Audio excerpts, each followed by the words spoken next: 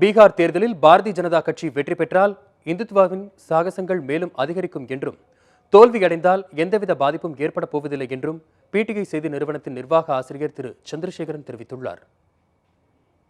மோடி அவர்களின் தலைமையில் நடத்தப்பட்ட பிரச்சாரத்தில் அவர்கள் வெற்றி பெறுவார்கள். ஆனால் மத்தியில் அரசில் எந்த ஒரு மாற்றமும் இருக்காது.